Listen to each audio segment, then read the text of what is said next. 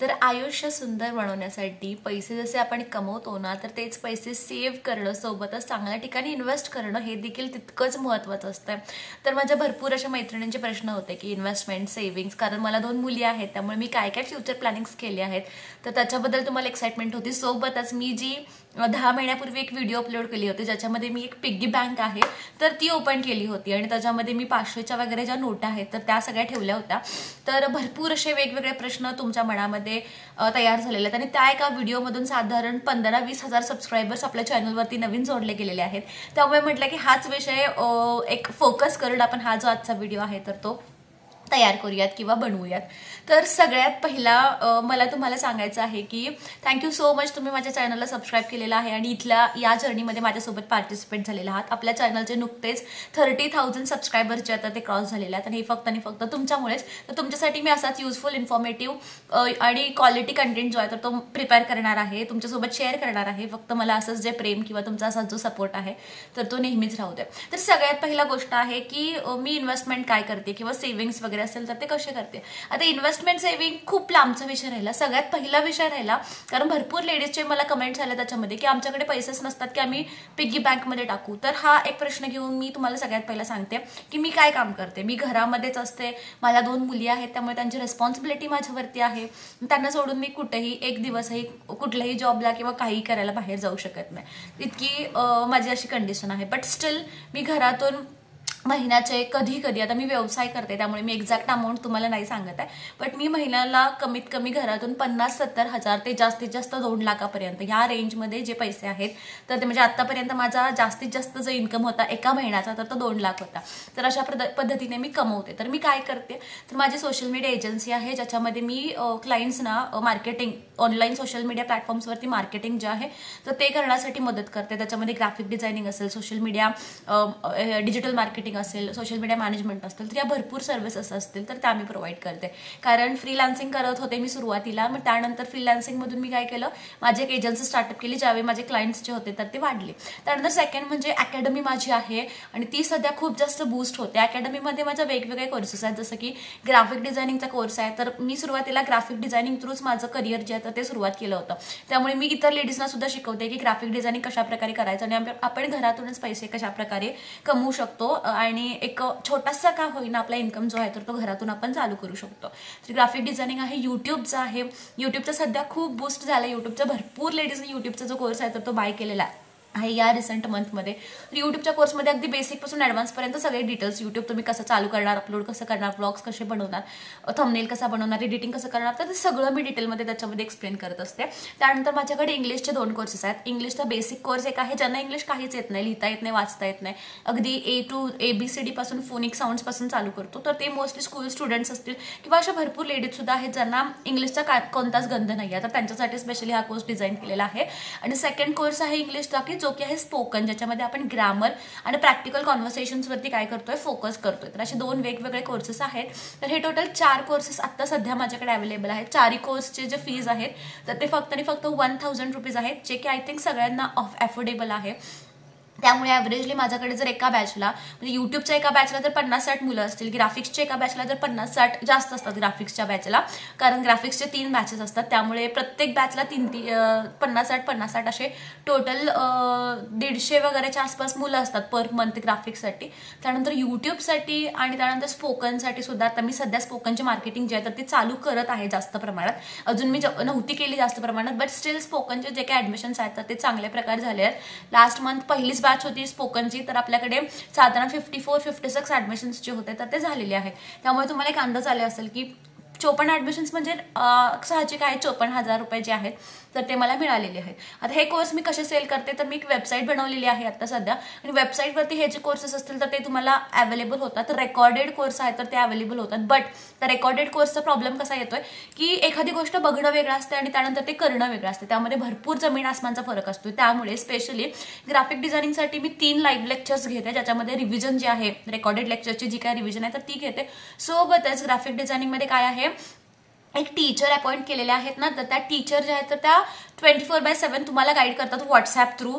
काय आहे तुमचा प्रॉब्लेम किंवा काय नाही समजलेलं, काय समजलंय, तर ते सगळं गाईड करतात. तुमच्या डेली असाइनमेंट्स जे असतील तर त्या चेकिंगसाठी देतात. इंग्लिशचं पण सेम, तुमच्या असाइनमेंट्स जे असतील तर त्या चेकिंगसाठी दिल्या जातात. इंग्लिशचे जे लेक्चर्स असतील तर प्रॅक्टिकल लेक्चर्स आपल्याला ऑफकोर्स लाईव्हच घ्यायला लागतात, कारण तुम्हाला स्वतःला बोलावं लागतं. त्यामुळे थेरॉटिकल पार्ट वेबसाईटवरती होतो, प्रॅक्टिकल लेक्चर्स जे असतील तर ते ॲक्च्युअलमध्ये लाईव्हमध्ये होतात. आणि युट्यूबचे मास्टर क्लास पण सेम रेकॉर्डेड लेक्चर्स आहेत, बट तुम्हाला गायडन्स जो आहे तुमचा इन केस काय चुकतंय काय होते तर गायडन्स जो आहे तर तो आमच्याकडून प्रॉपरली दिला जातो. तर या गोष्टी आम्ही मेक शुअर करतोय. तर हा होता माझा काम, म्हणजे मी काय काम करते. आणि सोबतच अजून एक इन्कम सोर्स माझ्याकडे आहे, तो म्हणजे यूट्यूब आहे. तर यूट्यूबकडून सुद्धा मला महिन्याला चांगले पैसे मिळतात आणि जे की मी कन्सिडर करू शकते. तर अशा पद्धतीने यूट्यूबकडून सुद्धा मला पैसे जे आहेत तर ते पर मंथचे आहेत तर ते मिळत असतात. ठीक आहे, तर हे होते माझे इन्कम सोर्स, जे सांगणं महत्त्वाचं होतं, कारण भरपूर लेडीजना कसं असते आम्ही काही कमवतच नाही, त्यामुळे आम्ही सेव्ह काय करणार, इन्व्हेस्ट काय करणार आणि बचत काय, हे पुढे कसं ते वापरणार, असे भरपूर प्रश्न असतात. तर माझ्यासारखी जर 2 मुलांची आई असेल आणि इतके रिस्पॉन्सिबिलिटीज घेऊन जर मी करू शकत असेल तर नक्कीच तुम्ही सुद्धा एखादा साईड इन्कम जो आहे तर तो करू शकता. लास्टला मी तुम्हाला काही टिप्स देणार आहे सेव्हिंग किंवा इन्व्हेस्टमेंट किंवा पैसे कमवण्याच्या रिलेटेड, तर ते टिप्स सुद्धा मिस करू नका, खूप इम्पॉर्टंट टिप्स असणार आहेत. तर सगळ्यात पहिला मी काय काय सेव्हिंग केलेली आहे. तर सेव्हिंग किंवा इन्व्हेस्टमेंट ना मला तितकं जास्त हिट नाही झालं जोपर्यंत मला स्वतःची माझी एक मुलगी नाही झाली. तर ज्यावेळी मला मुलगी झाली तर खूप जास्त तिच्या फ्युचरचे जे विचार असतील, कारण रेस्पॉन्सिबिलिटी आली आपल्यावरती. ठीक आहे, तिच्या फ्युचर म्हणजे एज्युकेशन असेल, त्यानंतर बाकीच्या बऱ्याच गोष्टी असतात मुलींच्या रिलेटेड त्या असतील, तर त्या भरपूर गोष्टी अशा माझ्या डोक्यात फिरायला लागल्या आणि म्हटलं की एकत्र तर ह्या गोष्टी आपल्याला पॉसिबल नाही. तर त्यामुळे आतापासूनच आपल्याला थेंबे थेंबे तळे साचे जे आहे तर ते करावं लागणार आहे. त्यामुळे गिरिजा झाल्यानंतर मी काय केलंय, LICचे जे पॉलिसीज आहेत तर ते ओपन केले आहेत. बट बाय गॉड्स ग्रेस सुरुवातीला मी फक्त 2च पॉलिसी ओपन केल्या होत्या, कारण पहिला ना माझा इन्कम इतका जास्त नव्हता. मी खूप कमी पैसे पहिला कमवत होते, म्हणजे साधारण 10,000च्या आसपास मी कमवत होते सुरुवातीला, म्हणजे गिरिजा झाली त्यावेळेचं मी सांगते. तर त्यावेळेला 10,000 रुपये मी कमवत होते, त्यामुळे मी 2च पॉलिसी, म्हणजे मला जितकं झेपताय ना तर तितक्याच मी पॉलिसी ओपन केल्या होत्या. पण नंतर माझं जसं इन्कम वाढायला लागला ना तर त्यावेळी मग मी पुन्हा ह्या 2 पॉलिसी ज्या आहेत तर त्या मी याच्यामध्ये ॲड केलेल्या आहेत. तर माझ्या लाईफमधली पहिली इन्व्हेस्टमेंट म्हणजे LIC तुम्ही म्हणू शकता, जी की मी गिरिजाला गृहीत धरून 2 काढल्या होत्या. त्यानंतर राशी व्हायच्या आधीच, म्हणजे राशी पोटात असतानाच पुन्हा 2 पॉलिसी ज्या होत्या न्यू, तर त्या मी त्याच्यामध्ये ॲड केल्या. आणि ह्या 4ही पॉलिसी ज्या आहेत त्या मनी बॅकच्या आहेत, म्हणजे प्रत्येक 5-5 वर्षांनी ना मला एक प्रॉपर अमाऊंट आहे तर ती मला रिटर्न मिळत असते LIC थ्रू, असं आहे. आणि मग लास्टला लमसम अमाऊंट जी काय असेल तर ती आपल्याला लास्टला मिळते. तर हे एक आहे. तर अजून एक गोष्ट म्हणजे सुकन्या समृद्धी योजना. तर ज्या लोकांना मुली आहेत तर त्या लोकांनी सुकन्या समृद्धी योजना आहे तर त्याच्यामध्ये नक्की इन्व्हेस्ट करा, कारण तिथे तुम्हाला इंटरेस्ट रेट जो आहे, व्याज दर आहे तर तो जास्त मिळतो. पोस्टामध्ये ही पॉलिसी तुम्ही ओपन करू शकता, मोस्टली पोस्टातच करा, बँकेमध्ये पण ओपन करू शकता, तर पोस्टातच करा. तर त्याच्यामध्ये इन्व्हेस्ट केलेले आहेत. पण त्याच्यामध्ये कसं आहे की असं काही मंथली फिक्स्ड असं आहे असं नाही, म्हणजे मी मोस्टली मिनिमम 1,000 रुपये अमाऊंट जी आहे तर ती दोघींच्या नावाली, गिरिजाच्या नावाला 1,000 रुपये आणि हिच्या नावाला 1,000 रुपये तर भरायचा मी प्रयत्न करत असते. मग जास्तीत जास्त मला किती जमेल तर तितकी अमाऊंट जी असेल तर ती मी त्या खात्यावरती भरत असते. त्याच्यानंतर तिसरा जो इन्व्हेस्टमेंट म्हणू शकता किंवा इमर्जन्सी सेव्हिंग्स मी त्याला म्हणते, तर तो आहे एक भिशी आहे, पिग्मी. जसे आपल्याकडे रोज कलेक्शन्सला येतात, पिग्मी कलेक्शन्सला येतात, तर मी ते तुम्हाला बुक दाखवते. आता मी घेऊन नाही बसलेली, बुक खाली आहे, तर ती पिग्मी आहे. तर रोजची 500 रुपीज, डेली 500 रुपीज जी आहे तर ती मी पिग्मी भरते. पण ते पैसे 500 रुपये रोजचे माझे नसतात, तर ते आमचे मिक्स्ड आहेत, जॉईंट आहेत. तर ती मोस्टली पिग्मी जी आहे तर ती माझ्या मिस्टरांचीच आहे, बट ती माझ्या नावावरती आहे. आणि 20 दिवस त्याचे जे पैसे आहेत तर ते भरतात. पण कधी कधी ते घरात वगैरे नसतील तर मग मी त्याची जी अमाऊंट आहे तर ती भरते, म्हणजे साधारण 10 दिवस जे आहेत तर ते मला 500 रुपीज भरावे लागतात. आता ही 500 रुपयाची भिशी मी का ओपन केलेली आहे, कारण माझ्या मिस्टरांचं जे आहे तर ते जॉब करत नाही, तर त्यांचा सुद्धा व्यवसाय आहे आणि त्यांना डेली बेसिसवरती त्यांचे पैसे मिळतात. व्यवसाय म्हणजे डेली बेसिसवरती पैसे मिळतात, कारण ते रिनोव्हेशन, फॅब्रिकेशन, पेंटिंग तर या सगळ्यांचे कॉन्ट्रॅक्ट्स घेतात, तर त्यामुळे त्यांना डेली बेसिसवरती पेमेंट मिळतं. तर त्यामुळे त्यांचं जे काही इन्कम असतं तर ते इकडे तिकडे कुठेही वाया जाणार नाही, वेस्ट जाणार नाही, किंवा जर आपण पिग्मी थ्रू साठवले तर एक मोठी अमाऊंट साठेल आणि त्याचं आपण काहीतरी करू शकू. तर या उद्देशाने आम्ही ही जी पिग्मी आहे ती चालू केली आहे. ही जी पिग्मी आहे ना तर त्याची मुदत फक्त 1 वर्ष असते. 1 वर्षानंतर पुन्हा पिग्मी फुटते आणि आपल्या अकाउंटवरती पैसे जमा होतात. त्यानंतर पुन्हा दुसऱ्या वर्षी ना नवीन पुस्तक मिळतं. तर नवीन पुस्तक मला आता जस्ट मिळालं ह्या महिन्यातच, जानेवारीमध्ये. तर त्याचेसुद्धा मी तुम्हाला फोटोज आहेत तर ते शेअर करते. तर तुम्हाला अगदी 500 रुपये नसेल जमत ना तर तुम्ही कमीत कमी कितीही अमाऊंट पासून जी पिग्मी असेल तर ती चालू करू शकता, जर तुम्ही व्यवसाय करू शकता. आणि जर तुम्हाला 1000 रुपये 2000 रुपये जमत असेल, कारण तुमचा जर व्यवसाय मोठ्या प्रमाणात असेल आणि 1000-2000 जमत असतील तर तुम्ही ती सुद्धा अमाऊंट जी आहे तर ती पिग्मीसाठी सेव्ह करू शकता. तर पिग्मीचं कसं असतं तर ते काका रोज घरी येतात आपल्याला पैसे मागायला, त्यामुळे आपल्याला ना इलाज असतो की इलाज असतो, पैसे द्यावेच लागतात. त्यामुळे ऑटोमॅटिकली ना आपले पैसे जे आहेत ते साठत जातात. आणि इमर्जन्सी फंड्स म्हणून कधी, कारण ही जी पिग्मी आहे ना तर ही मी कधीही फोडू शकते. म्हणजे आज जाऊन सही केली ना लगेच मला 10-15 मिनिटात ती माझी पिग्मी फुटते. फक्त त्यातून काहीतरी अमाऊंट थोडीफार कट होते, बट ती पिग्मी फुटते आणि मला ती इमर्जन्सी फंड्स जर हवे असतील ना तर ते माझ्या नावावरती मिळून जातात. तर हा एक होता माझा सेव्हिंग. सोबतच मी सध्या तुम्हाला लास्ट टाइम सांगितलं होतं शेअर मार्केट. तर शेअर मार्केटबद्दल मला जास्त माहिती नाही, बट माझी एक मैत्रीण आहे आणि माझा भाऊ आहे तर ते मला गाईड करतात की कोणते शेअर्स घ्यायचे कोणते नाही वगैरे. तर त्या अकॉर्डिंगली शेअर मार्केटमध्ये फारसे नाहीत पण एक 20-30 हजार जे आहेत तर ते मी इन्व्हेस्ट केलेले आहेत. आणि तो शेअर नेहमी वाढतो पडतो तर अशा गोष्टी आहेत. पण ती इन्व्हेस्टमेंट अशी प्रॉपर आहे तर मी असं नाही बोलू शकत. अजून मला शेअर मार्केट किंवा त्या इंडस्ट्रीशी रिलेटेड भरपूर इन्व्हेस्टमेंट्स जे आहेत तर त्या मी बघणार आहे. थोडंसं मला पण शिकायचं आहे. SIP आहे तर ते काय आहे तर ते मला थोडंसं जाणून घ्यायचं आहे. तर ह्या भरपूर गोष्टी आहेत. कारण SIP जे आहे ॲक्च्युली मला काही माहीत नाही SIP बद्दल कॉन्सेप्ट काय आहे. मी तुम्हाला क्लिअर सांगते, मला नाही माहिती, बट स्टील माझ्या भावाला SIP बद्दल किंवा ह्या सगळ्या शेअर मार्केटच्या गोष्टींबद्दल माहिती आहे. त्यामुळे त्याने 1000 रुपीजची माझी जी आहे तर ती स्टार्ट केलेली आहे. बट त्याचे काय कॅल्क्युलेशन्स वगैरे आहेत तर ते मला डिटेलमध्ये काहीच माहिती नाही. तर जे मला कळले तर मी ते नक्कीच तुमच्यासोबत शेअर करणार आहे. तर टोटल हे आता 4 ऑप्शन्स होते पैसे जे आहेत ते सेव्ह करण्याचे. आता मी काय करते तर सगळ्यात पहिला सांगते, मला मंथली आता माझं मी व्यवसाय करते त्यामुळे मला असं नाही की 10 तारखेला मला एवढे पैसे येतीलच. माझे जसे जसे ॲडमिशन होत आहेत, आज माझे 10 ॲडमिशन झाले, आज मला 10,000 मिळतात. उद्या 4 ॲडमिशन झाले 4,000. परवा दिवशी ॲडमिशनच नाही झालं तर मला काहीच पैसे नाही मिळत.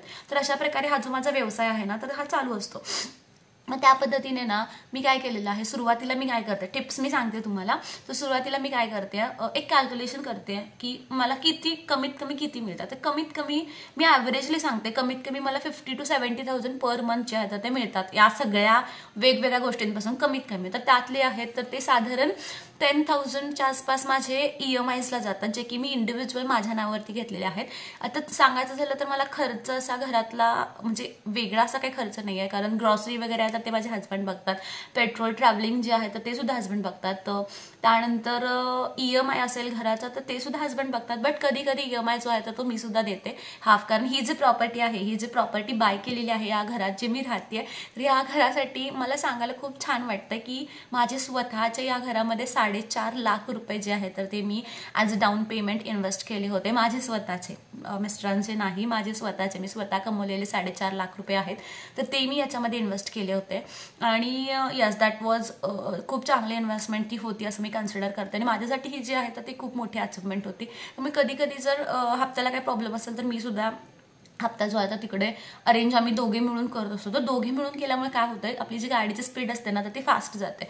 तर राहिलेले पैसे आम्ही काय करतो, तर एक तर आम्ही कुठल्याही प्रकारची फॅन्सी लाईफ अजूनपर्यंत तरी जगत नाही की इतके पैसे येत आहेत आणि उडवावे वगैरे असं काहीच नाही. फक्त आणि फक्त पैसे आम्ही खाण्यापिण्यावरती खर्च करतो. यस, झोमॅटोवरती असेल माझा भरपूर खर्च होतो.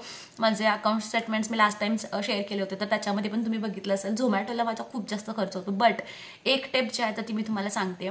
तर आम्ही आमच्याकडे काय करतो, जेवढे पैसे येतात ना तर तेवढे पैसे कुठे ना कुठेतरी सेव्ह किंवा इन्व्हेस्ट करायला प्रयत्न करतो. आणि मग थोडेफार राहिलेले शिल्लक पैसे असतील ना तर ते आम्ही खर्च करतो. म्हणजे पहिला आम्ही इन्व्हेस्टमेंट आणि सेव्हिंगचा विचार करतो आणि मग नंतर खर्च किंवा ट्रिप्स वगैरे असतील ना तर ते नंतर. कारण आता मोस्टली ह्या एका वर्षामध्ये ट्रिप्स वगैरे तर ते अवॉइड केलेले आहेत, कारण राशी लहान आहे त्यामुळे बाहेर जाणं मोस्टली आम्ही अवॉइड केलेलं आहे.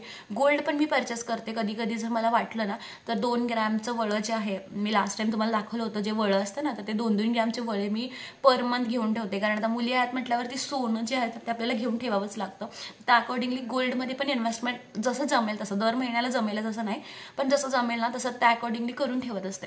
तर मला सांगायला एक खूप छान वाटतंय की आमच्या लग्नाला साधारण 3.5 वर्ष झालेले आहेत. आता या एप्रिलमध्ये 4 वर्ष जे आहेत तर ते पूर्ण होतील. बट या 3.5 वर्षामध्ये आम्ही 3 प्रॉपर्टी बाय केलेल्या आहेत. 3 प्रॉपर्टी. तर पहिली जी प्रॉपर्टी होती तर तो प्लॉट आहे, तर त्याचे जे पैसे होते तर ते सगळे माझ्या हस्बंडनी दिले होते. बट ते आता प्रॉपर्टी घेणं इतकी सोपी गोष्ट नाही. तुम्ही म्हणाल की 3 प्रॉपर्टी कसे बाय केले, तर तो जो प्लॉट होता तर साधारण आम्ही 1 वर्ष त्याचे पैसे जे आहेत तर ते इन्स्टॉलमेंट्समध्ये देत होतो. आणि लास्टची जी अमाऊंट आम्ही पे केली ना, मग त्यानंतर आम्ही खरेदी जी होती तर ती त्यांच्याकडून नाही, अर्धी अमाऊंट आम्ही पे केल्यानंतर खरेदी करून घेतली आणि राहिलेली अर्धी अमाऊंट होती ना तर ती पुन्हा आम्ही इन्स्टॉलमेंट्समध्ये दिली. आता हे कसं, तर ओळख होती, ओळखीचीच लोक होती, त्यामुळे या गोष्टी ज्या आहेत त्या पॉसिबल झाल्या. प्रत्येकाच्याच बाबतीत पॉसिबल होतील असं नाही. व्यवहार करताना थोडंफार तिथे आपल्याला केअरफुली व्यवहार करणं खूप जास्त महत्त्वाचं असतं. त्यानंतर सेकंड होतं हे घर, या घराची प्रॉपर्टी. तर या घराला मी 4.5 लाख रुपये माझे स्वतःचे दिलेले आहेत. सोबतच मी कधी कधी EMI वगैरे भरते वगैरे, तर ते गोष्ट वेगळी, मी त्याच्यामध्ये ते कॅल्क्युलेट नाही करत. बट या ह्याला ॲज अ डाऊन पेमेंट माझी इतकी अमाऊंट जी आहे तर ती मी याच्यामध्ये ॲड केलेली आहे. तर दोघांचा इन्कम होता ना, तर त्यामुळे या ज्या गोष्टी होतील तर त्या पॉसिबल झाल्या.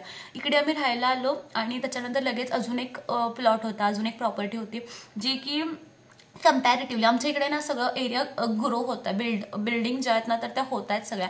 असा खूप डेव्हलप्ड एरिया पण नाही आहे आणि खूप असा म्हणजे डाऊन एरिया पण नाही आहे, तर ग्रोईंग आहे. त्यामुळे ना प्लॉट्स किंवा घरांना भरपूर इकडे डिमांड आहे. त्यामुळे मग तो जो प्लॉट होता ना तर त्या ओनरला थोडीशी अर्जंटची गरज होती सेलिंगची. आणि मग त्यामुळे तिथे पण कसं असते, आपलं मन जे असतं ना तर ते असं म्हणजे हे असते की अजून पाहिजे. कारण मला 2 मुली आहेत, त्यामुळे आमचा असा विचार होता की 2 मुलींना 2 प्लॉट जे आहेत तर ते आपल्याला घेऊन ठेवले पाहिजेत. आणि हे जे घर आहे तर ते आपलं राहतं घर, आणि हे की 5-10 वर्षातच होणार नाही. हा नंतर एवढी ताकद आपल्यामध्ये नसते की इतकं फास्ट आपण काम करू शकू. तर तो पण प्लॉट जो आहे तर तो आम्ही त्यावेळेला आमच्याकडे खरं सांगायचं तर काहीच असे म्हणजे पैसे नव्हते. बट स्टील आम्ही 1-1.5 लाख रुपये स्कार जो आहे तर तो दिला होता आणि तो जो प्लॉट होता तो घेतला. मग त्या प्लॉटचे पण सेम म्हणजे त्या ओनरला पण तेवढ्याच पैशाची गरज होती. मग जशी त्यांना गरज होती ना तसे आम्ही थोडे म्हणजे पर मंथ त्यांना 50,000, 60,000, 80,000, 1 लाख असे पर मंथ ना त्यांना पैसे देऊन दोघांनी एकत्र मिळून तर तो जो व्यवहार आहे तर तो आता अजून ऑलमोस्ट क्लोज नाही झालेला. बट यस, तो ह्या नेक्स्ट मंथ किंवा त्याच्या पुढच्या महिन्यामध्ये तो सुद्धा व्यवहार जो आहे तर तो आमचा क्लोज होईल. आणि तो जो आहे फायनली प्लॉट जो आहे तर तो व्यवस्थित खरेदी त्याची होऊन जाईल. तर अशा पद्धतीने आम्ही थोडंसं प्लॅनिंग केलं आहे. प्रॉपर्टीमध्ये थोडंसं इन्व्हेस्ट केलं आहे, त्यामुळे फॅन्सी गोष्टी असतील किंवा तर घराचे इंटेरियर असेल, भरपूर गोष्टी आमच्याकडून राहिलेल्या आहेत. बट प्लॉट जो होता तर तो महत्त्वाचा आहे मुलींच्या फ्युचरसाठी असेल. कारण मी तुम्हाला नेहमी सांगत असते की मला असं वाटतं की मुलींना असं म्हणजे प्रॉपर माझं घर असं पाहिजे ज्यावेळी त्यांचं लग्न होतं ना तर त्यावेळेला. आणि त्यावेळेला माझ्या दोन्ही मुलींना त्यांचं स्वतःचं घर जे आहे तर ते द्यावं. गोल्ड वगैरे जे आहे तर ते आहेच, प्रत्येकाला मिळतंच आणि ते मीही करणार माझ्या मुलींसाठी. गोल्ड वगैरे आहे तर ती ज्वेलरी सुद्धा मी करणार. बट स्टील ॲज रिस्पॉन्सिबिलिटी किंवा एक प्रेम म्हणून किंवा एक वेगळी फिलिंग म्हणून तर माझी अशी इच्छा आहे की माझ्या दोन्ही मुलींना लग्न करताना जे आहे तर ते घर त्यांचं स्वतःचं जे आहे त्यांच्या स्वतःच्या नावाचं जे आहे तर ते मी देईन. आणि हे घर आहेच आमच्यासाठी, आम्ही इथे राहण्यासाठी. तर ह्या ज्या गोष्टी होत्या छोट्या छोट्या. आता मी याच्यामध्ये तुम्हाला डिटेलमध्ये ट्रॅव्हलिंगचा माझा खर्च इतका आहे किंवा पेट्रोलचा इतका आहे किंवा ग्रॉसरीचा तर तो मी नाही सांगितलेला, कारण तो मी करतच नाही, कधीच नाही करत खर्च. मला मेजरली खर्च म्हणजे 10,000 रुपीज मी EMI पे करते. एक छोटा लोन मी घेतला होता तर त्याच्यासाठी. सोबतच माझी जी हे आहे अकॅडमी आहे किंवा एजन्सी आहे सोशल मीडियाची, तर त्याच्यामध्ये माझ्याकडे 3 आहेत टीममेट्स. तर ते माझ्यासोबत काम करतात आणि खूप चांगल्या प्रकारे काम करतात. आणि त्यांच्यासाठी मला मंथली 10,000 रुपीज आहे तर ते मला बाजूला काढूनच ठेवावे लागतात. माझ्या पूर्ण इन्कममधून सॅलरी जी आहे तर ती 10,000 रुपीज मला सेपरेटली बाजूला काढून ठेवावी लागते. म्हणजे साधारण 20,000 रुपये माझा असा फिक्स्ड खर्च आहे. 10,000 रुपयाचे माझे EMIs आहेत आणि 10,000 रुपयाचे माझे सॅलरी आहे जी माझ्या टीममेट्सला द्यायची असते. आणि मग त्याच्यानंतर 5,000 मध्ये माझे रिचार्ज असतील, इलेक्ट्रिसिटी असेल, कारण इलेक्ट्रिसिटी वगैरे बिल मीच भरते स्वतः. EMI हजबंड भरतात. बट लाईट बिल जे आहे तर ते मी पहिल्यापासून ज्यावेळी मी खूप कमी पैसे कमवायचे, साधारण 2,500-3 हजार वगैरे कमवायचे ना तर त्यामध्ये सुद्धा इलेक्ट्रिसिटी बिल जे आहे तर ते मी स्वतःच पे करायचे. कारण स्वतःचं काहीतरी आहे किंवा असं म्हणजे मला नेहमी पहिल्यापासून असंच असतं. म्हणजे मला असंच वाटतं की माझे पैसे याच्यामध्ये लागले पाहिजे असं मला पहिल्यापासून वाटतं. त्यामुळे थोडेफार होते म्हणजे 700-800 असं बिल यायचं. बट स्टील ते जे बिल होतं किंवा मोबाईलचे रिचार्ज असतील तर ते मी स्वतःच करायचे. म्हणजे मला सवय लागत गेली की खर्चाची जबाबदारी आहे ना तर ती घ्यायची. कारण जबाबदारी जर एका व्यक्तीवरती पडली ना तर त्या व्यक्तीला खूप लोड येतो आणि येतोच, खूप लोड येतोच त्या व्यक्तीला. त्याला कधी रेस्ट नाही मिळत. भरपूर अशा वेगवेगळ्या गोष्टी होतात. सोबतच जर ती जबाबदारी जर आपण दोघांनी मिळून घेतली, रेस्पॉन्सिबिलिटी दोघांनी मिळून घेतली ना, तर गोष्टी फास्ट होतात. तर आम्ही दोघांनी कॉन्ट्रीब्यूट केलेलं आहे, तर त्यामुळे आमच्या लाईफमध्ये इतक्या मेजर चेंजेस किंवा इतक्या छान छान गोष्टी ज्या आहेत तर त्या घडलेल्या आहेत आणि इथून पुढेही घडणार आहेत. अजून एक माझा प्लॅन आहे, खूप मोठा प्लॅन आहे आणि त्याच्यासाठी खरं सांगायचं तर मी काय प्लॅन आहे तो नाही सांगत, बट तर नक्की सक्सेस झाला तर मी नक्की सांगेन. त्याच्यासाठी मला घरातून कोणाचाच सपोर्ट नाही आहे, कारण प्रत्येकाला असं वाटतं की तू खूप लोड करून घेते स्वतःला आणि त्यामुळे हे तू घेऊ नकोस किंवा हे तू करू नकोस. कारण जी वस्तू मला हवी आहे त्याची खूप जास्त किंमत आहे, साधारण 25 ते 27 लाखांपर्यंत ती वस्तू जाईल. बट स्टील बँक्स आहेत ना आपल्याला लोन द्यायला, तर ह्या भरपूर गोष्टी आहेत. तर मी काहीतरी विचार करते, काहीतरी नवीन प्लॅनिंगमध्ये आहे आणि नक्कीच जर ते सक्सेस झालं ना तर मी तुमच्यासोबत नक्कीच शेअर करेन. सध्या तरी कोणाचा सपोर्ट नाही आहे त्या गोष्टीसाठी मला, बट विदाऊट सपोर्ट कशा आपण गोष्टी करू शकतो आणि अचीव करू शकतो ना. कारण जर सपोर्ट नसेल ना तर जास्त ताकदीने मला तर वाटते की आपण ग्रो होत असतो, की मी करून दाखवणारच. तर अशा प्रकारची जी भावना असते ना तर ती आपल्यामध्ये तयार होते. त्यामुळं होप सो ती गोष्ट जी आहे तर ती मला लवकर मिळेल आणि मी ती लवकरात लवकर तुमच्यासोबत जी आहे तर ती शेअर करेन. तर ही होती माझी जर्नी सेव्हिंग इन्व्हेस्टमेंट्सबद्दल. तर टिप्स जे आहेत तर त्या मी तुम्हाला सांगितलेल्या आहेत. तुमचं मंथली जितकं पैसे मिळतात ना तर त्यामधून पहिला सेव्हिंग करा, इन्व्हेस्टमेंट करा आणि मग नंतर तुम्ही त्याच्यामधून जो खर्च करायचा आहे, तुमचे ट्रिप्स असतील किंवा शॉपिंग असेल तर ह्या गोष्टी करा. फालतूचे ॲप्स जसं की मिशो असेल, ॲमेझॉन असेल तर ते तुमच्या फोनमध्ये कंटिन्युअसली इन्स्टॉल करून ठेवू नका. जेव्हा जर काहीतरी एखादी गोष्ट इमर्जन्सीला लागत असेल ना तरच घ्या, नाहीतर ओपन केलं, ऑफरला होती म्हणून घेतलं, 100 रुपयाची वस्तू बाहेर गेलो आणि डीमार्टला गेलो, 100 रुपयाला एखादी वस्तू होती चांगली वाटली ती घेतली, म्हणजे घरात आणून पडून राहते. त्यापेक्षा अशा ठिकाणी जाणं अवॉइड करा. लोकल शॉप्समधून मी तर खरेदी करते. डीमार्ट हे जे हे आहेत मोठे शॉप्स आहेत ना, इथे मी अजिबात आम्ही जात नाही, कधीच जात नाही. कारण तिथे ना ऑफर असतात आणि मग भरपूर गोष्टी आपल्याला मन आहे त्यामुळे घ्यावे वाटतात. त्यामुळे मी कधीच अशा प्रकारच्या शॉपिंग मॉल्समध्ये मोस्टली जात नाही. कधी तर करत असेल तर नक्कीच जाते, बट मोस्टली मी अवॉइड करते जाणं. इन्स्टॉल माझ्या फोनमधले मिशो, ॲमेझॉन जे आहे तर ते पण मी अनइन्स्टॉल केलेलं असतं. फक्त बेबी डायपर्स मला पर मंथ लागतात आणि डॉग फूड लागते ॲमेझॉनमधून, तर ते ऑटो पेमेंटवरती आहेत. त्यामुळे ते ऑटोमॅटिकली पेमेंट कट होऊन ते जे आहे तर ते मला घरी डिलिव्हरी येते. या गोष्टी आहेत. तो थोडासा खर्च आवरायचा, 5 वर्ष द्यायची स्वतःला. 5 वर्ष थोडंसं आकडून राहायला लागलं तरी चालेल, थोडासा खर्च आकडून राहिला तरी चालेल. बट जर तुमची स्वप्न मोठी असतील ना तर मोठ्या अचिव्हमेंट्स तुम्ही करू शकताय. सुरुवातीचे 5 वर्ष द्या, नक्कीच तुमचे पुढचे 50 वर्ष जे आहेत ना तर ते खूप चांगले होणार आहेत. आणि आपण जन्मलं मिडल क्लासमध्ये, तर मिडल क्लासमध्ये जन्मलो त्यामुळे मिडल क्लासमध्येच मरायचं तर असं नाही आहे. मिडल क्लासमध्ये जन्मलोय तर अप्पर क्लासमध्ये जाऊन मरणं म्हणजे श्रीमंत आहे असं होऊन मरणं, तर याच्यामध्ये आय थिंक खूप जास्त सुख आहे. आणि श्रीमंत असणं म्हणजे काय, तर पैसे तर आहेतच, पैसे तर सगळ्यांनाच लागतात, बट आपली फॅमिली जी आहे तर ती आपल्यासोबत पाहिजे. आणि येस, त्यामुळे भरपूर गोष्टी ज्या आहेत फॅमिलीमुळे तर त्या पॉसिबल होतात. त्यामुळे तुमचा बॉन्ड व्यवस्थित ठेवा आणि ॲज अ कपल किंवा ॲज अ फॅमिली तुम्ही सगळेच ग्रो करा. तर आय होप ही व्हिडिओ तुमच्यासाठी खूप जास्त इन्फॉर्मेटिव्ह होती. जर व्हिडिओ आवडली असेल तर चॅनलला लाईक, शेअर आणि सबस्क्राईब करा. सोबतच जे बेल आयकॉन आहे ना तर ती सुद्धा हिट करा, म्हणजे माझी नवीन व्हिडिओ आली की त्याची नोटिफिकेशन जी आहे तर ती तुम्हाला लगेचच मिळून जाईल. Thank you so much for watching. Keep supporting. Bye.